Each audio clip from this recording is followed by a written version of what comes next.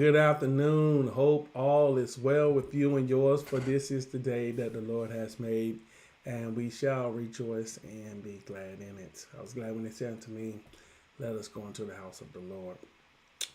This afternoon, as we go to our Bible study, every Wednesday we have our Bible study here at the Safehouse Church via our online hybrid ministry. We're just so grateful that you have chosen to be here with us on today. You could be anywhere else that you decide you want to be, but you chose to be here with us, and we are grateful.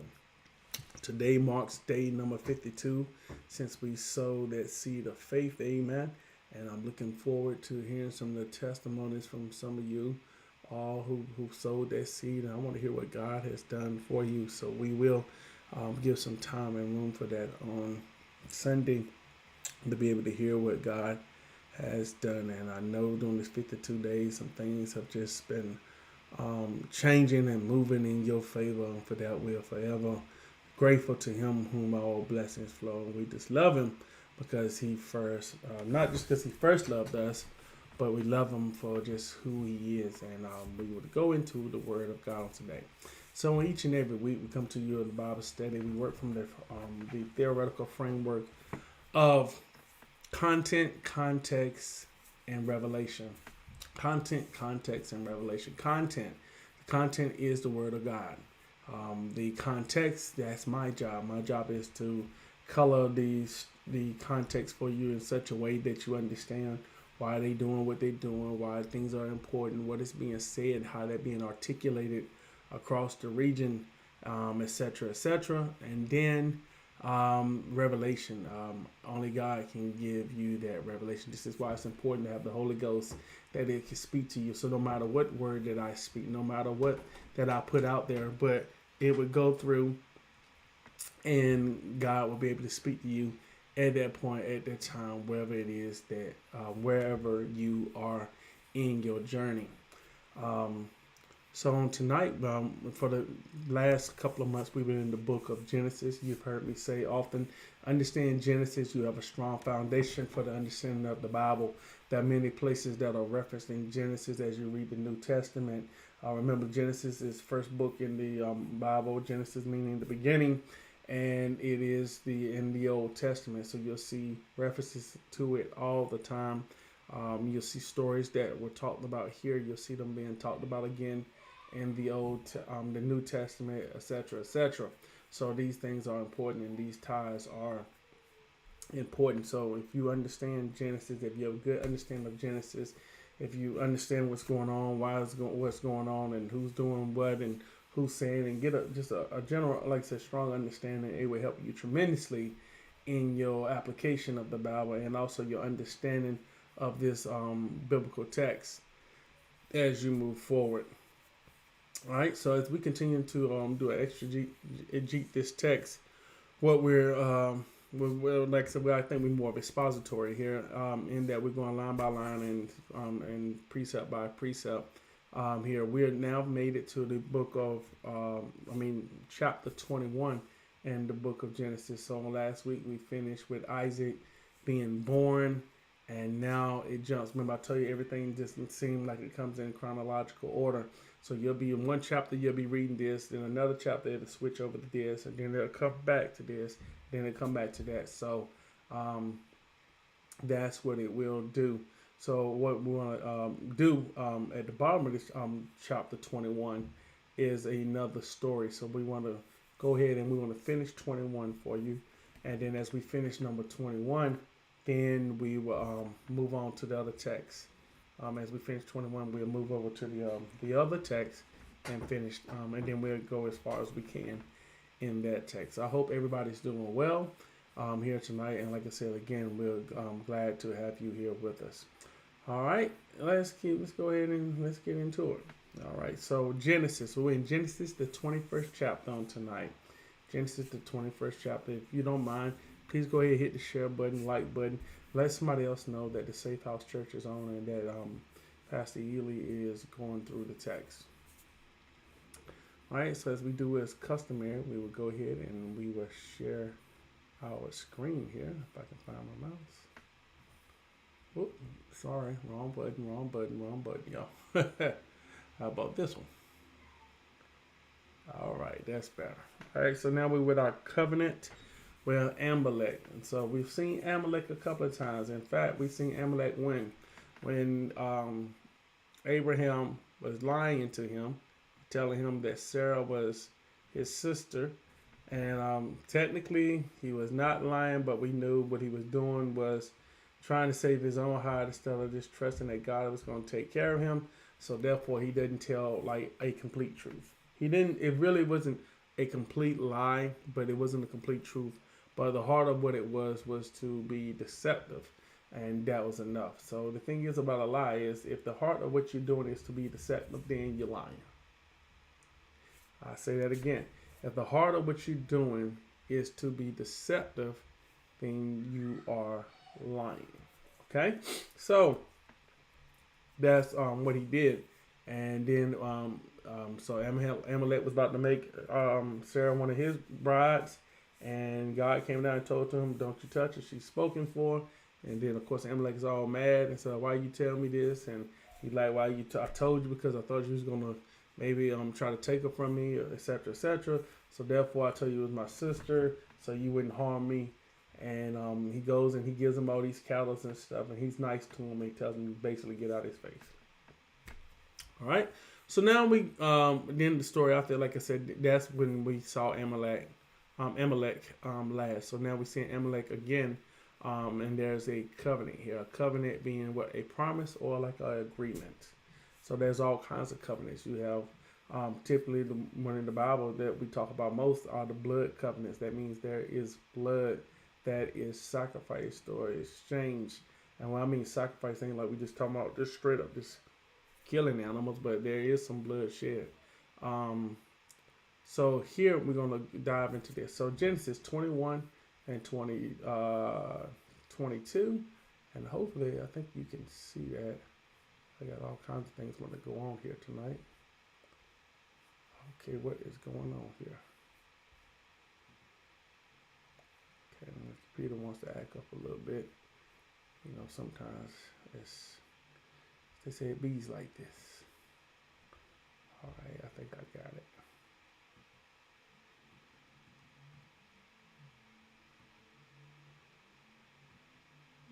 Okay, I'll leave well enough alone. What y'all think? All right, so it says this in verse 22, and it says, and it came to pass at the time that Amalek and Pekah, the chief captain of his host, spake unto Abraham, saying, God is with thee in all that thou doest.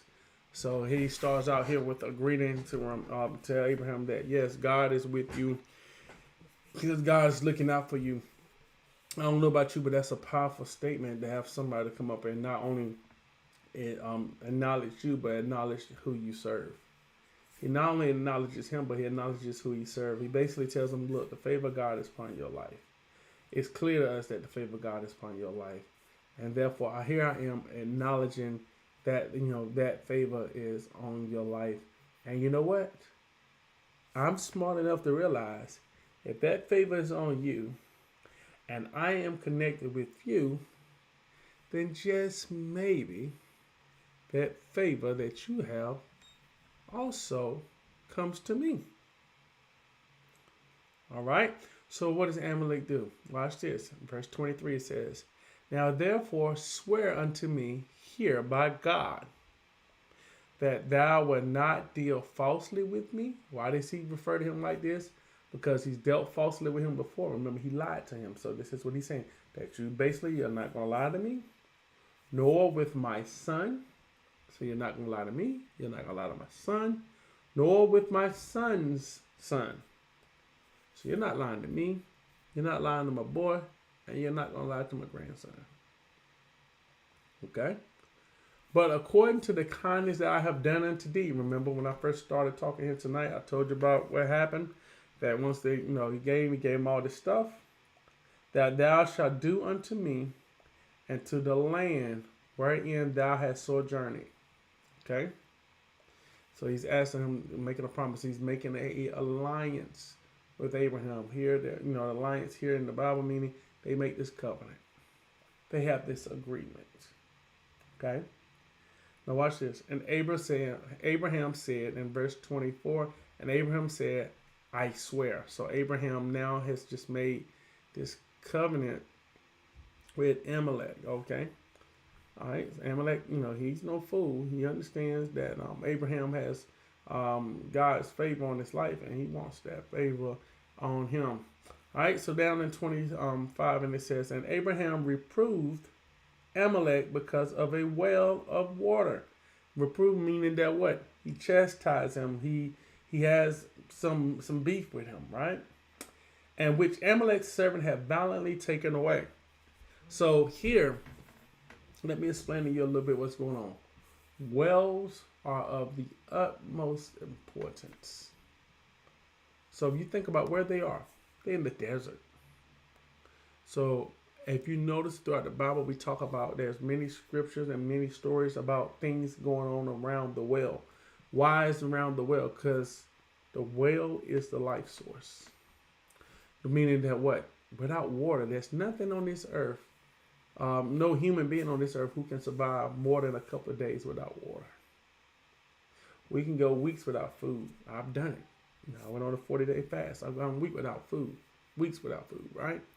But without water, that's something totally different. To go without water. Okay? To go without water is something totally different. So here, they are talking about a well. So he is arguing with him and said that your guys, Amalek, came and took my well. Now we in covenant now. So now let me tell you something. Since we in partnership, let me tell you what I didn't like. And he was talking about this well. And that the well was violently taken away. So the wells are important because they're in the desert. Also, wells help establish ownership or a sense of ownership. Wells help establish ownership or a sense of ownership. So if you come and you establish a well in a territory, then you can claim that well for yourself. All right? If you come and you establish a well in a territory, then you can come and you can claim that well for yourself. Now, as you claim that well for yourself, then you're also responsible for the upkeep of that well. If you come and claim a well for yourself, you're also responsible for the upkeep of that well. So if you don't keep that well up, then somebody else can come in and they can claim a piece to that well because they kept the well up. So it's not enough just to dig the well, but it's also a maintenance part. See, this right here can go real deep, and this will preach. Because so often we start out good, but we don't finish well. We start a thing, but we don't finish it. Okay? So here, he has a nice house, but he doesn't maintain it. Some of us get nice things, but we don't keep nice things because we have problems maintaining nice things. Do you see what I'm saying? You start out on that job, but you don't maintain the relationships on that job for you to keep that job and to keep you growing forward in that job. You start out dating that young lady. You start out dating that young man. And everything is good in the beginning. You're fixing plates and he's putting gas in cars and all this kind of stuff. And then somewhere midway, the relationship starts to break down. You ain't fixing plates no more and he ain't putting gas in cars anymore. The relationship starts to break down. Do y'all see what I'm saying? Are y'all understanding? Are you following?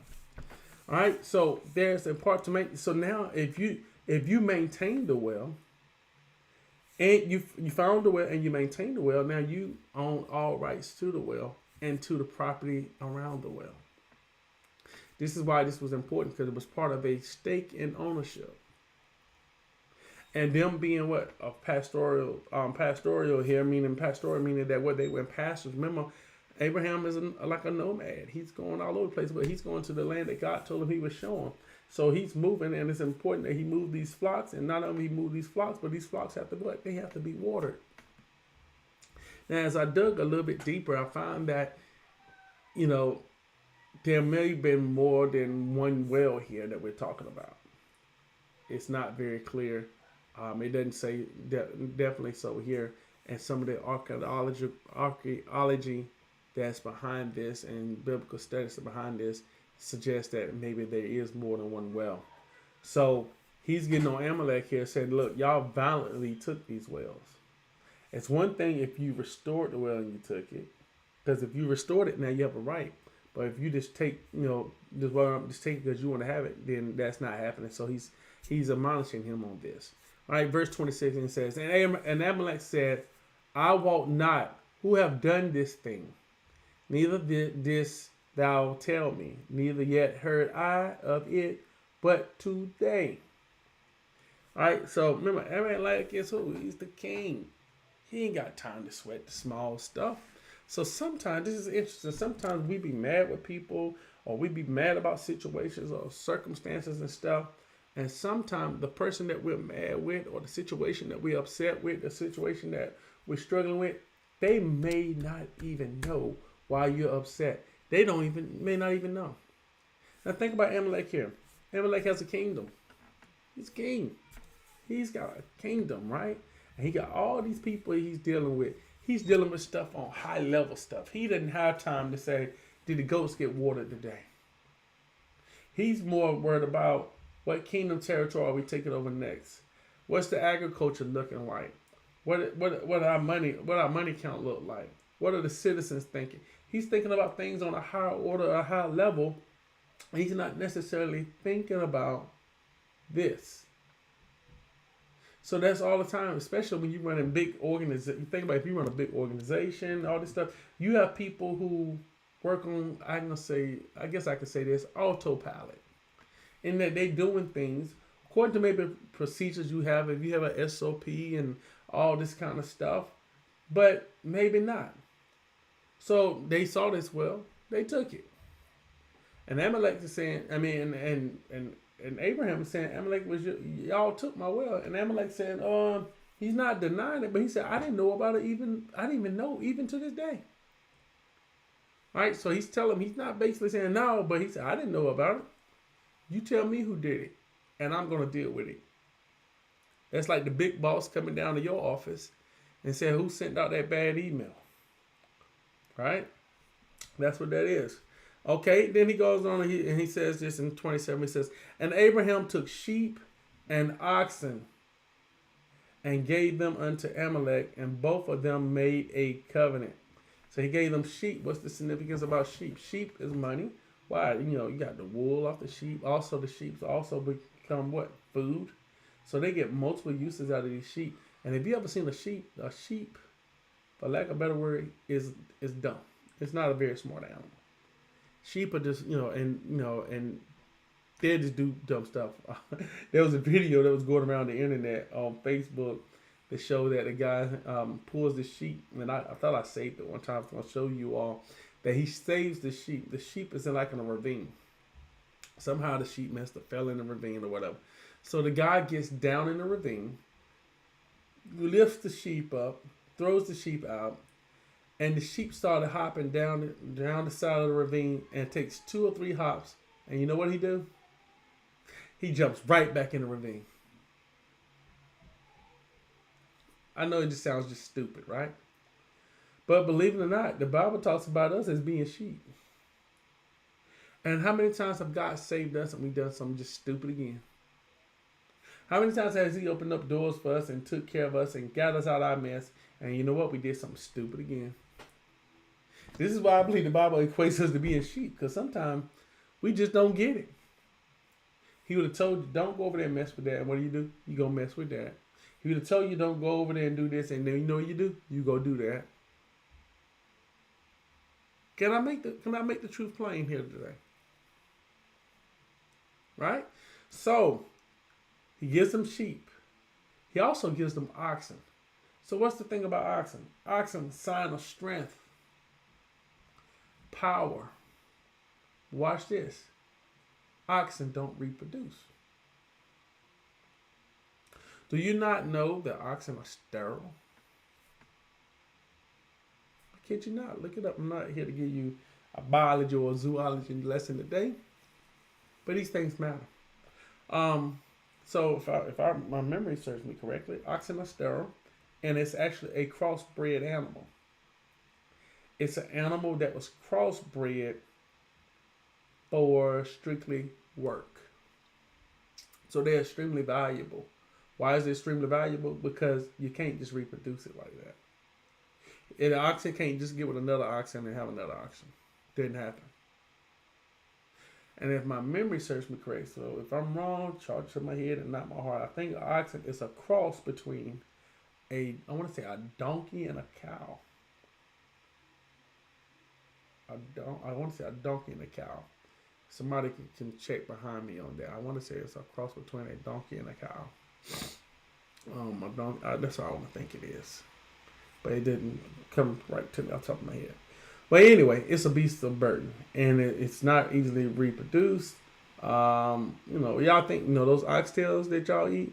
I ain't gonna sit here and tell y'all I hadn't had some. I got a lot of Jamaican friends, but that's why they so expensive, because you just ain't reproducing oxen like that. Okay, but at any rate, he gave them oxen. Okay, and he gave them this to make a covenant. So this is part of the covenant. So what? In a covenant, there's always some type of exchange or sacrifice. You cannot make a covenant without a sacrifice or some kind of exchange. Because the covenant, the sacrifice or the exchange seals the deal. It seals the deal. All right? So you think about it, the blood covenant seals the deal, right?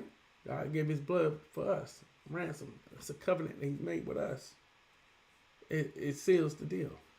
All right? So then he goes on and he says this. And then in verse 28 it says, and Abraham set 7 ewe lambs of the flock by themselves. All right, so he has these seven, seven number being the number of perfection. So it's not just by happenstance that it's 7. So this is what? Perfect. Okay. Then he goes on and says in 29, he says, and Amalek said unto Abraham, what mean these 7 ewe lambs which thou hast set by themselves? So Amalek asking this question.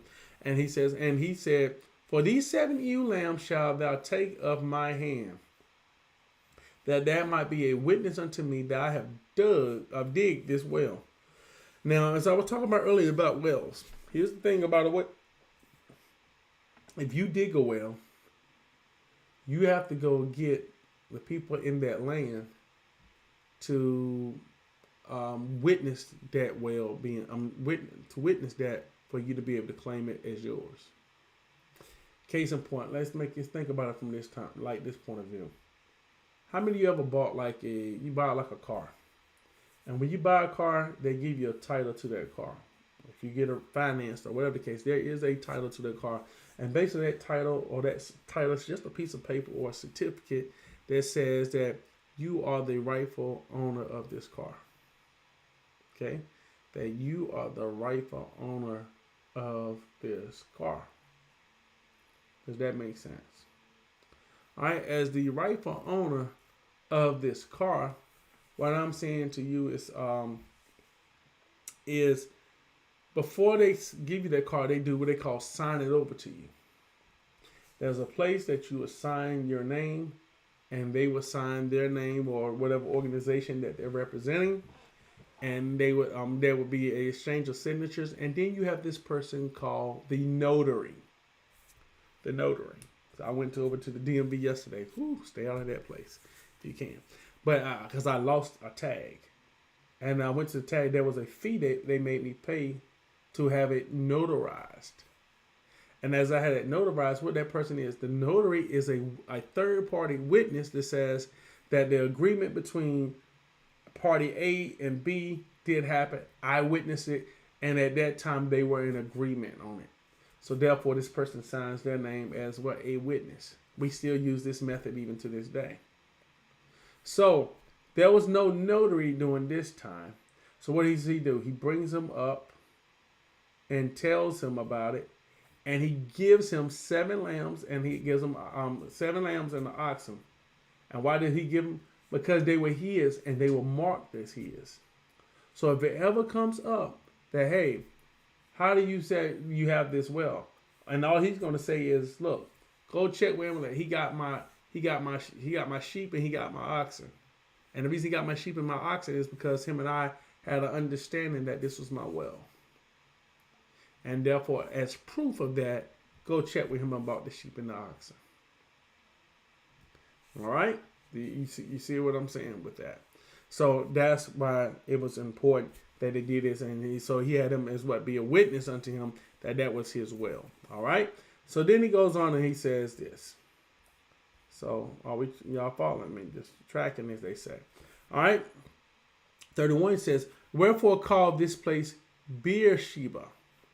You know, we have a Beersheba later, but this is Beersheba because there they swear both of them. Beersheba, there they swear both of them. All right?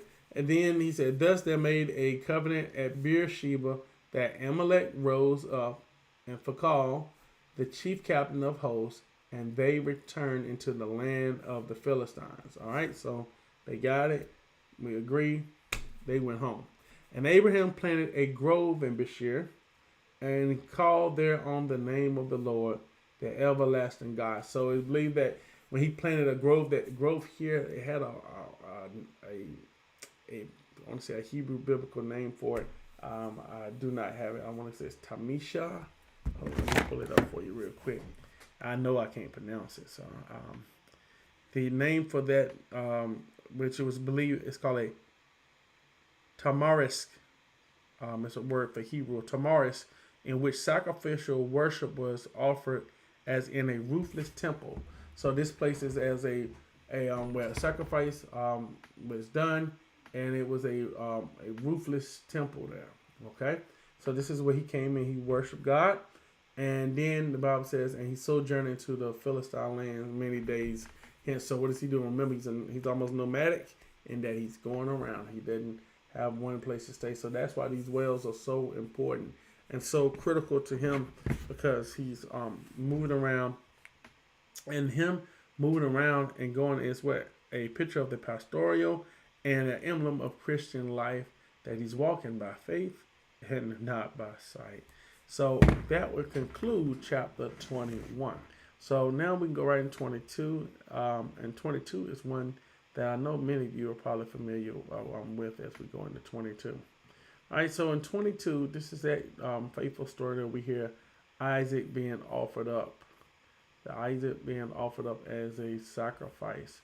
So for those who have never heard it, I don't want to spoil it. It's also, you see it again, and it's referenced in Hebrew 11 chapter, verse 17 through 19. All right, and it says this. So we're going to start at Genesis, the 22nd chapter, verse number 1. All right, and it came to pass after these things that God did tempt Abraham. God tempted him, all right, and said unto him, Abraham, and he said, behold, here am I. So God is about to set Abraham up for the okie-doke, okay? But he's testing him. He wants to see some things. Sometimes, how many of you know God will test you? Remember, we talked about this a couple of months ago. We're talking about what is a test. A test is a series of things that is intended to bring out or to show what is expected to be there. Is it really there? Okay, so if I was looking for gold and it's there, then if I do a gold test, then that gold test is going to tell me what's there. It doesn't mean that other things are not present. Because if you know anything about, they call, when they mine for gold is just little pieces of it everywhere, right? It's just piece here, piece there, piece here, piece there. And what they do is they take all those pieces and then they melt them down and they put them all together. But it's all kinds of impurities and things around that gold, surrounding that gold. So you almost end up chiseling it out. So for you to find gold, that's typically how it'll come. You don't find like big nuggets at a time. There have been some sightings and some findings of it, but typically you don't find any of them big nuggets like that. What you end up finding most of the time is what? That they have different pieces of it and it's full of other things. So you test it, to see if it's present and if it's there. So God is what tempting Abraham. He's going to test him. All right. And he says in verse 2, he says, and he said, take now thy son, thy only son Isaac, Now, some would say, okay, well, why would he say that this is his only son? Because we know we've already studied and we saw, and very clearly, he has another son named Ishmael. Think about that. Why would the word say here, to take their son? And, when he had another son, okay? Now, you think about it. This son was what? This son was the one who was raised. This was the son that was not of his own hand, but of God's hand, right? This is the one that God told him he was going to have, and he was going to bless. So the other son, the promise was not on him. The promise was not on him. So since the promise was not on him, he's not being recognized here. God still took care of him. He still blessed him because he told his mom, right? I'm Hagar, right? He said, I'm going to take care of him and bless him because, you did what you did, but this is what I had in order. So what you are dealing with is a result of what they wanted to do. Sarah and Abraham came up with that plan. That wasn't me. But for what I want to do for you, this is what we have here. So we have Isaac. So he said, "Thy only son whom thou lovest." Why did he love him? Well, any parent, if you have a child, hopefully you love your children, right? But on top of this is even more important why he loves them. Number one, Abraham didn't think he was going to have a kid, especially not by his wife Sarah. On top of that, when did Isaac and was conceived? Abraham was an old man. Excuse me. Abraham was an old man when he had Isaac, right? Like 100 years old. His wife, she was like 100 years old. So it means something extra special when they're of your old age, right? We see this again later on with Jacob, right? Jacob has Joseph, or Israel. He has Joseph and Benjamin when of his wife and his old age, right? They was his younger kids. So there's something to be said about that. All right, so whom thou lovest, we in verse 2, and get thee in the land of Moriah, and offer him there for a burnt offering upon one of the mountains which I would tell of thee. So here it is. God just told this guy. Now, this is the same guy who's looked out for him time and time again, taking him all the places and things to go. He said, I want you to take your son, and I want you to take him up in the mountains, and I want you to give him to me. Let me bring this to you.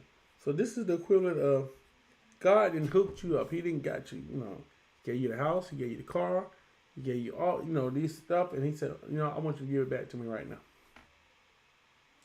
You had this baby that you've been praying for all these years, and now you finally get that baby. You finally think you get to bask in the sun a little bit. You think you finally get to enjoy this. And he said, no, I want you to send that back to me. Tough, right? This is what we're dealing with here with Abraham. That's tough. All right. So he asked him, to bring him back up to the mountains and give him, and he just didn't say give it to him. He said a burnt offering. Meaning what? Meaning that you're going to set the boy on fire. I'm a parent. I couldn't imagine setting one of my kids on fire. They get on my nerves sometimes. But they my babies. They're your babies.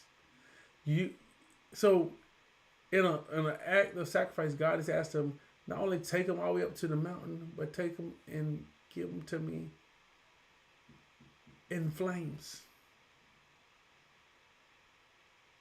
All right. So then he says, burnt offering, and he said, and to the mountain which I would tell of thee. Right. So here we go. So then in verse 3 it says, and Abraham rose up early in the morning and saddled his ass and took 2 of his young men with him and Isaac his son, and clave the wood for the burnt offering, and rose up and went unto the place of which God had told him. So here he gets his crew together. He got some servants. Remember, Abraham was rich. He has much. So he gets a couple of servants or his help to go with him. And they set up, they prepared the donkey or the ass, as the Bible says here. And now they're going up to the mountain to go make a sacrifice. And he's telling his son Isaac that, hey, I want you to go with me. All right, verse 4 it says, then on the third day, Abraham lifted up his eyes and saw the place afar off. So think about it. They have been traveling a long way. This is what they don't get there to the third day. I think it's significant that it's the third day. Now you think about it for a moment. What kind of test this is? Not just the sacrifice, but the whole time for 3 whole days. He knows that he's going to have to sacrifice his son. For 3 whole days, he's walking with him. He's talking with them. I'm sure, they're traveling. That's one thing. If you want to get to know somebody, travel with them. If you really want to know who you're working with, find a way to travel with the person. Why? Because certain things just happen or just come out when you're traveling. You're just kind of stuck there, and either you're not talking or what. But here, they're traveling. And as they continue to travel, watch this, as they continue to travel, there's more and more conversation and things going on. So he's learning more. He's understanding more. They're doing more. All right? So, here we go. So then he goes up and he says, and they raised them on, and he said, there's the place now to fall off. So now he knows where they're supposed to go. And I think about it in this in terms of Abraham talking about, he saw the place afar off.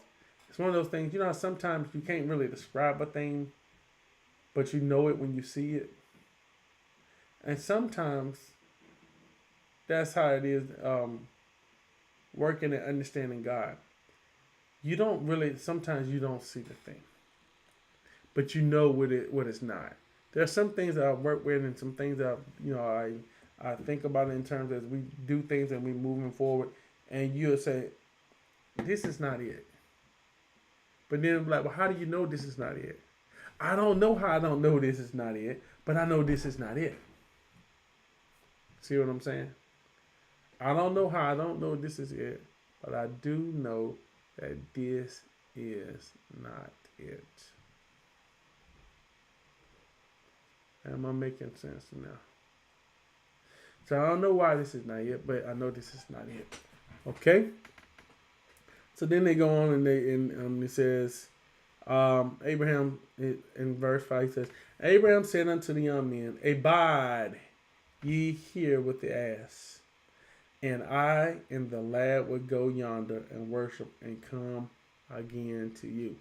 Now here you see Abraham speaking that, look, me and the boy are going to come up here and worship, and we're going to come back. And notice he said that they're going to come again to you. So Abraham has every, I guess, inkling or saying that he's planning on coming back. Now, God didn't tell him that he was coming back. But this maybe is a part of Abraham speaking in faith or speaking as those things as if they were, because the last time he heard about it, that he was going to sacrifice Isaac, and Isaac is going to be part of what God has asked him to give back to him. But but he do go ahead and say that, hey, some way that he thought maybe he would be saved. But we don't know. So this is Abraham maybe speaking his faith. All right, verse 6, it says, and Abraham took the wood of the burnt offering and laid it upon his son, upon Isaac his son, and he took the fire in his hand and a knife, and they went both of them together. Okay, so what are they doing? So Abraham then took the wood on the burnt offering and he laid it upon Isaac. So what he did, he handed him the wood. Okay. So Isaac's helping his dad take this wood up. And he took the fire in his hand and a knife, and they both went both of them together. So he has a little fire. So think about it in terms of maybe he's carrying like a little torch or something like that, so that he can light the fire here. Now, this is the thing. This is not foreign to Isaac. I'm sure over this time period, they have done this more than one time. He's been with his father to sacrifice him many times, so he had to think at this point maybe this was routine. That this was routine for what they were doing. He was just going back and they were sacrificing again with his father, because you're gonna see a little bit later on as we get in this story The reason I think that would be true is because you're going to see that he's actually going to say something on one time, and he's going to make some reference to some things, which will maybe give an indication that maybe that they have done this before. Okay, so all right, so then he goes on and he says. They both went up. And then verse 7 says, And Isaac spake unto Abraham his father and said, My father. And he said, Here am I, my son. And he said, Behold, the fire and the wood. But where is the lamb for a burnt offering? So here's another indication to you, maybe they've done this before. Because he noticed some things. He noticed that everything that was there. He said, I have the fire. We got the wood. But we don't have the sacrificial lamb. We don't have the burnt offering that which will burn. So clearly he's probably done this a time or two before. All right. Then he goes on and says this. And Abraham said, My son, God will provide himself a lamb for a burnt offering. So they went both of them together. So here again, Abraham speaking in faith. He doesn't know this at this point. But he doesn't want to alert his son and tell him that he's the sacrifice. Because it's a good chance he's not going to go, maybe, right? Or he's going to fight him off, or whatever the case may be. I don't know. I mean, I'll be honest. My dad told me I may not be going. Yeah, right? I don't know. Truth of the matter is, you don't know. And you don't really know until you've been put into that situation, okay? So, again, Abraham is going there, as he said, the Lord will provide a burnt a lamb. So not only this, Abraham is very specific in his faith and saying that the Lord is going to provide a lamb. At this time, Abraham doesn't know if there's a lamb going to show up or not, but he tells it and he says it, and he speaks that in faith. He speaks that in positivity, and says, hey, you know what? God is going to provide something. All right. So then he moves on and he says this. All right, so they went up together, and he goes in verse 9, he says, And they came to the place which God had told him of. And Abraham built an altar there, and laid the wood in order, and bound Isaac his son, and laid him upon the altar, on the altar upon the wood. So at this point, we're missing a couple of things here, right? So now Isaac is laying down, and he's on the wood, about to have his life taken. Now, that's one thing I want you to notice about Isaac here. Isaac is not a little boy. The way this story is often told, it made them think that Isaac was a little 4 or 5-year-old like my son. And this is the power of the story. Now, I know we talk about the power of how God provided, and we talk about all these things that God did, but I think we miss it. The power of this story is about not just Abraham's faith, but Isaac's faith in his father. Isaac's about maybe 13, I think, if I remember correctly, what I've seen is like, it's believed that Isaac was a grown man. Because you got to remember, these people are old, right? I mean, his dad was 100 already. So he's at least 100, over 100 years old right now. They done made this journey all the way up this mountain. There's no lamb in sight. He gets up there, he tells Isaac, I need you to lay across this. Now you think about it.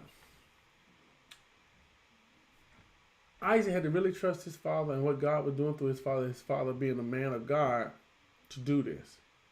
Remember, Isaac's probably well over 100 years old now. At any point in time, if Isaac did not want to lay down that wood, he probably didn't have to. He could have physically probably taken care of Abraham. Abraham was over 100 years old. Y'all think about that for a moment. He's over 100 because he was 100 when he had the boy. Now, like I said, this boy, if they saying he's a young man, meaning like he's in like early 2021, somewhere right now, 21, 22. If he doesn't want to lay down his boy, he ain't got to. So what does he do? He trusts his father, which is also a foreshadowing or a telltale for you and I in our life, is that even when it looks bad, we got to trust the Father. Hallelujah. Thank you, Jesus. It can look real bad, but do we trust the Father? So here it is. He didn't get on there. And I'm thinking maybe Isaac's at the point and said, well, okay, if I perish, I perish. If this is what my Father says I got to do, because I have total trust in him, and he's got to take me out, then so be it. So Isaac is what? Giving himself up as a sacrifice. See, our Bible tells us that we should be a living sacrifice. Right? That our body should be a living sacrifice. And we should do as holy and acceptable and pleasing to God, which is our reasonable service. Here it is. Isaac on this thing. Isaac is what? A living sacrifice. He's about to give it up himself.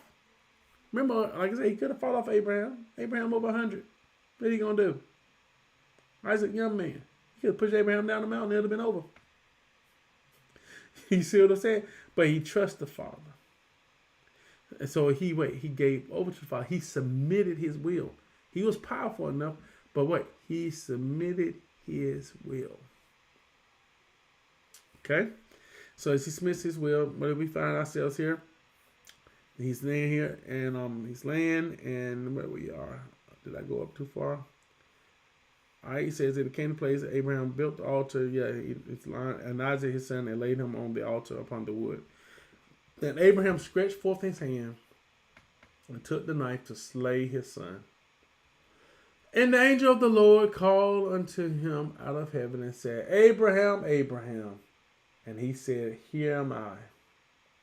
And he said, Lay not thy hand upon the lad, neither do thou anything unto him. For now I know that thou fearest God, seeing thou hast not withheld thy son, thy only son, from me. And I know some say this is a crude way to test if you love me. It's a crude way to see that how much I really care. But you know what? It's got to mean something to you. When God asks you to give up something, whether it's for some of us, maybe it's some dreams that maybe you wanted to do this with your life. And this is what you thought you was going to do your whole life. And you've been training towards that your whole life. And God said, no, I don't want you to do that. That's tough. But do you love him and trust him enough to say, okay, God, not my will, but thy will be done. Maybe you decided that you've been saving up to go do whatever you wanted to do. And all of a sudden God said, no, take that and give it to this person.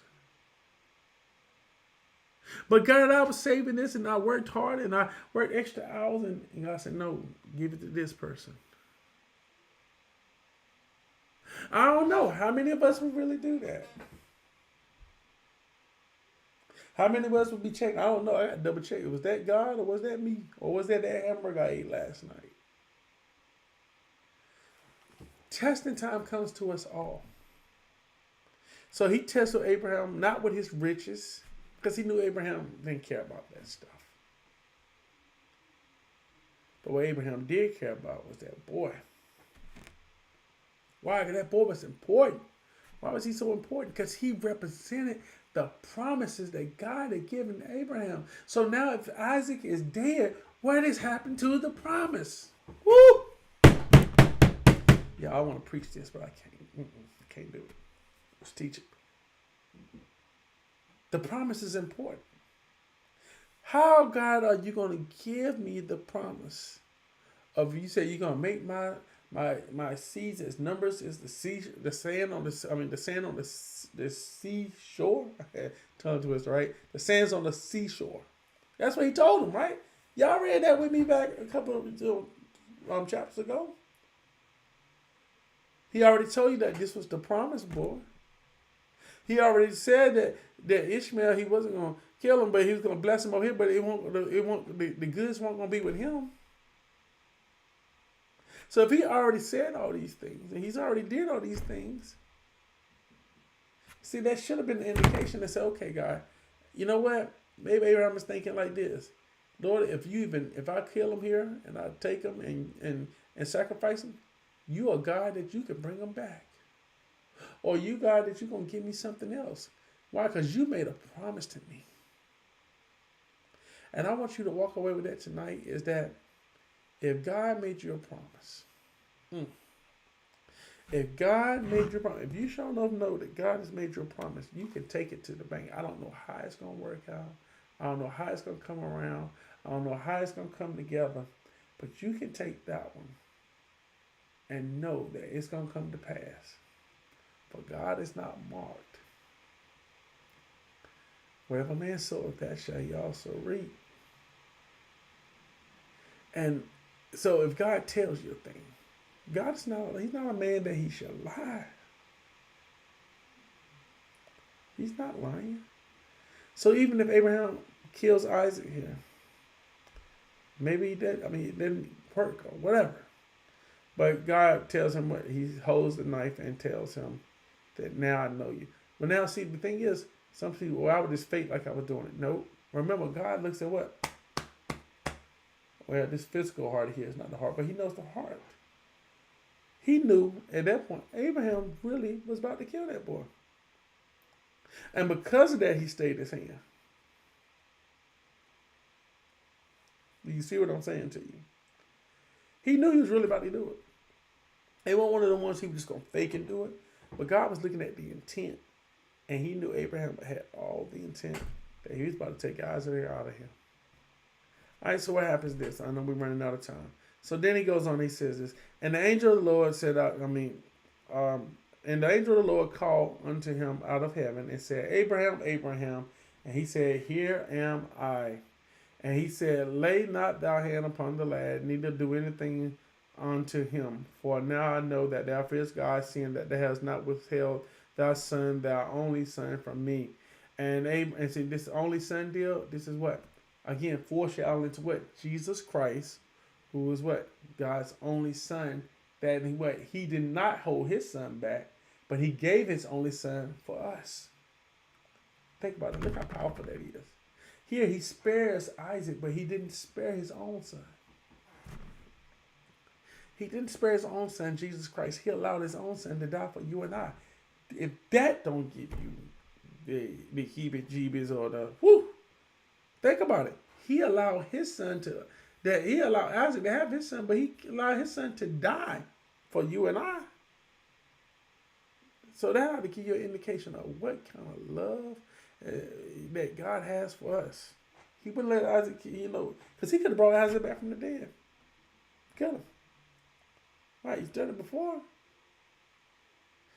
So he didn't do that. So he tells him, he says, and Abraham in verse number 15, and Abraham lifted his eyes and looked, and behold, behind him a ram caught in a thicket by his horns. And Abraham went and took the ram. Now think about it. And I found this is very interesting. It's kind of like all this time they doing this, they did not hear that ram over there stuck in that bush. Now, I can relate to this, and I know my time is short, and we'll stop, and we'll pick up here next week. I hunted deer for years as a hunter. And one of the interesting things I always thought about hunting was I'd be sitting up there in that tree all day waiting on that deer, waiting for that deer to come by so I can get my shot or him to get close enough for me to be able to get a shot. And I kid you not, you can just be sitting there, and all of a sudden, it's like magic, the deer just appear out of nowhere. Sometimes there's times that I get to see them from way off, and I'm like, okay, I just got to wait, and he's going to take his time, and he mows me on. But there are times that I just be sitting there, maybe I even gone to sleep, and I just wake up, and it's like a deer right in front of me. It's like magic. Like, they just come out of nowhere. It's like, and there he is. So I can relate a little bit how he finds this ram. It's like they might have been there all along. I often make the joke, that I didn't always wear glasses. I didn't wear glasses until I got into my early 30s, right? And I remember that year, that the first year I wore glasses, I remember I was telling a friend of mine, I said, I killed and I saw more deer that year than I did all the previous years probably combined. And here's the thing. I believe that the deer were always there. The deer were always there. I just could not see them. The deer were always there. I could not see them. Think about it. These things that you and I worry about, these things that we fight over, these things that we have, they're always the answers to these problems and stuff has always been there. Our problem is God give us the sight to be able to see them. And the thing is our sight. It's not just this eyesight, but the Bible talks about removing the scales from your eyes. Some of us have some scales on our eyes because we're stuck in a way of thinking. We're stuck in a way of doing things. We're stuck in tradition. We're stuck in how we say things and how we do things, and we carry them out. Some of this stuff is not even biblical. It doesn't mean that it's bad, but it don't necessarily mean that it's good. But we just kind of in this rut. This is what we do. Am I making sense to anybody tonight? And because of that, we do not see extra provision that's all around us. That ram was probably in that bush all along. Maybe he was quiet, so they didn't hear him, but he was there all along. But Abraham was probably so focused, laser focused on what he had to do because he didn't want to do it. And he had to think about all the agony that he was dealing with as he was walking to go and to take Isaac out. So he had so zoned himself in, he probably didn't even see all that stuff. I don't know about you, but when you're dealing with a problem sometimes, or you got a situation, or you got a circumstance, you can be so zoned in that you don't even realize anything else. You don't pay attention to nothing else. All you see is your problem and your problem alone. You don't see all the other problems going on.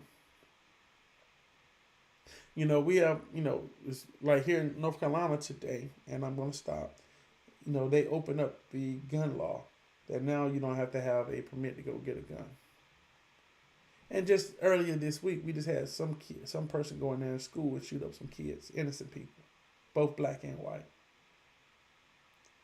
But yet, they went and voted today so they can go get guns even easier. See, some people are only focused on their problem. And what you have to realize is here, Isaac, I believe, and this is me. This is Peter Ely here telling you this. I'm not saying God said it or nothing like that. But we can be so focused sometimes that we miss everything else.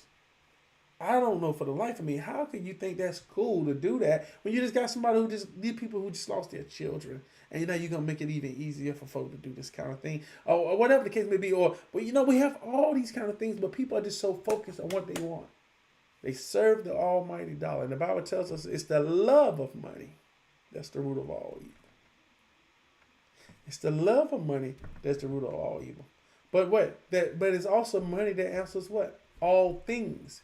Meaning that what? It answers things. There are stuff that money can't buy. It can't buy you salvation. Because you can't buy something that's already free to you if you're willing to accept it. Are y'all with me? So, we must be careful that we don't stay so focused that we miss all the things God has around us. And that's me included. The goodness and mercy that God has been to us, because he's been good to us. Despite everything, none of us have lost our children that I know of. None of our children got shot. It could have been us, but I'm grateful. And I know you are grateful. And we continue to pray the prayers of blessings and hedges around them, that God keep them, protect them, because they got to live in this world after we are out of this world. They got to be the carriers of the gospel unless Jesus Christ comes back before then. It's the next generation. And we got to do our part to make sure we teach this next generation the ways of God, because we're living in an ungodly world. For he told us that we will be in the world, but that we are not of the world. Therefore, there's a standard that has to be raised, and we have to carry that standard. And this is what God is testing. Do you love me enough that you're willing to give up what you want so bad? This is what he's telling Abraham here. But watch this. As we get into it next week, and we'll go a little bit deeper, you'll see what else he does to supply Abraham. God bless you all. I love you all. I hope that you found this to be a blessing on tonight. I ask that you be a blessing to the Safe House Church. You need the opportunity to give tithes and offering. Here at the Safe House Church, we do tithe and offering by way of the Cash App. Cash App, you can do at dollar sign. You can give to the Safe House Church at dollar sign Safe House Church GSO. Again, that's dollar sign Safe House Church GSO. Or you can do it at paypal.me/ministry8. Again, that's paypal.me/ministry8.